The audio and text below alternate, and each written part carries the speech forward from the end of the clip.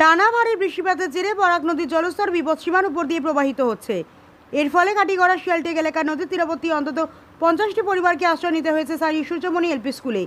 এই সমস্ত পরিবারের বসবাস বরাক নদীর টাইকের ভিতরে হওয়ায় প্রতি বছর বর্ষার সময় জলস্ফীতির সঙ্গে সঙ্গে তাদের বাড়িঘর জলমগ্ন হয়ে পড়ে। চলতি বছরও তার ব্যতিক্রম হয়নি। ঘরবাড়ি ছেড়ে গৃহপালিত পশু পাখি ও নিত্য প্রয়োজনীয় জিনিস নিয়ে তারা এখন স্কুলের কক্ষে এবং খোলা মাঠে অবস্থান করছে। জানা গিয়েছে, গৃহপালিত পশুদের নিরাপত্তার কথা ভেবে অনেক জিগে ডাইকের ওপর গরু মহিষ বেঁধে রেখেছে। ফলে ডাইকের ওপরে এখন ছোটখাটো একটি অস্থায়ী গোয়ালঘরের চেহারা নিয়েছে। সূর্যমণি এলপি স্কুলের প্রধান শিক্ষক জানিয়েছেন, আশ্রয় নেওয়া মানুষের অবস্থা খুবই করুণ। বিষয়টি স্থানীয় সার্কেল প্রশাসনকে তিনি অবহিত করেছেন। তবে এখনও কোনো সরকারি সাহায্য বা ত্রাণ সামগ্রী তাদের হাতে এসে পৌঁছয়নি। আশ্রয় শিবিরে থাকা বাসিন্দাদের বক্তব্য, প্রতিবার বন্যা আসে আর আমরা এরকমভাবেই ঘর ছেড়ে কোথাও না কোথাও আশ্রয় নিই, কিন্তু সরকার শুধু প্রতিশ্রুতি দেয়, স্থায়ী সমাধানের কোনো উদ্যোগ নেই। এদিকে আজ ফুলবাড়ি তারিণীপুর জিপির এপি সদস্যের প্রতিনিধি ইকবাল আহমেদ বড়ভূইয়া ও 1 নম্বর ওয়ার্ড সদস্য হালিম উদ্দিন তালুকদার এই বন্যাক্রান্ত এলাকা পরিদর্শন করেন।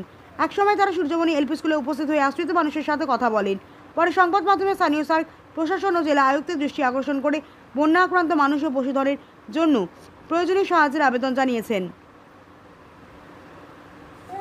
আজকে আমাদের ফুলবাড়ি তারিণীপুর জিপির অন্তর্গত আমাদের 7 নম্বর ওয়ার্ড এবং আমাদের 8 নম্বর ওয়ার্ড এই এলাকা সংযুক্ত এই গ্রামটি আলীনগর ভিলেজ। আমরা বর্তমানে আমাদের এই সূর্যমণি স্কুলে আমরা পাঠশালা স্কুলে আমরা উপস্থিত হয়েছি। আপনারা দেখতে পাচ্ছেন বর্তমানে যে বন্যার যে দুর্যোগ, সেই বন্যার দুর্যোগের কারণে মানুষ ঘরবাড়ি ছেড়ে বর্তমানে স্কুলে মানুষ এসেছেন এবং এখানে আপনারা দেখতে পাচ্ছেন সবাই নিজের সব কিছু নিয়ে এখানে স্কুলে এসেছেন।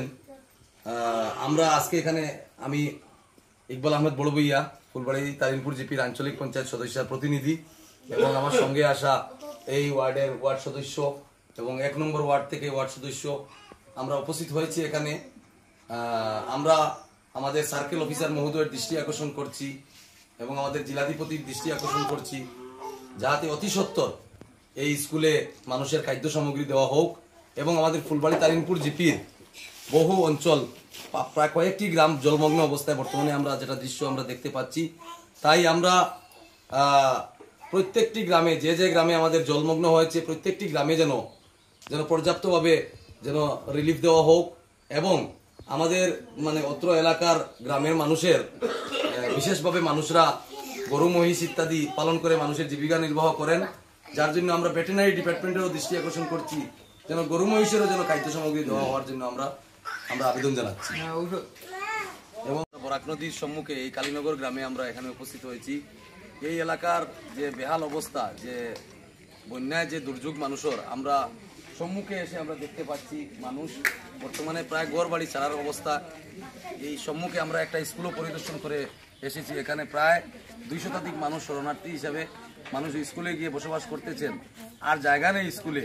তারপরেও মানুষ বর্তমানে আমরা এখানে সরজমিনে এসেছি এবং মানুষের বিভিন্ন ক্ষয়ক্ষতিগ্রস্ত আপনারা সম্মুখে দেখতে পাচ্ছেন যে কৃষিক্ষেত্রে যারা কৃষি উৎপাদন করে যারা জীবিকা নির্বাহ করে তাদের কত অসুবিধা হচ্ছে এবং তাদের প্রায় বহু টাকা লসের পথে। আমরা একজন কৃষকের সম্মুখে আমরা এখন দাঁড়িয়ে আছি। আপনারা দেখতে পাচ্ছেন কিভাবে ওনার মরিচ ক্ষেতের যে ক্ষতি হয়েছে, যার জন্য আমরা আমাদের এগ্রিকালচার ডিপার্টমেন্টের আমরা দৃষ্টি আকর্ষণ করছি, যাতে বিগত দিনেও আমরা দেখেছিলাম যে কৃষিজীবীর যারা ক্ষতিগ্রস্ত হয় তাদেরকে একটা সরকারি সাহায্য দেওয়া হয়। যার জন্য আমরা আমাদের ফুলবাড়ি তারিণীপুর জিপির বেশিরভাগ মানুষ কৃষিজীবীতে মানুষ উৎপাদন করে মানুষের জীবিকা নির্বাহ করে এবং বিশেষভাবে আমাদের যে